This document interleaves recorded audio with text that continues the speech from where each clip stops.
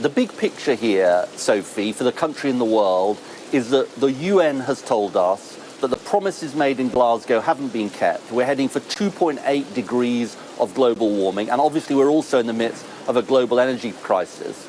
Now, the message that Labour would be taking to COP27 and that I will be taking at the end of this coming week when I go is that it is now cheaper to save the world than to destroy it. And what do I mean by that? I mean that renewable power, solar, wind and other forms of zero carbon energy are cheaper than fossil fuels. And this matters so much, Sophie, because it means that at home and abroad we need to be all in on those renewable and zero carbon alternatives. Now that takes me to onshore wind. It is terrible what Oliver Dowden was saying on your programme earlier.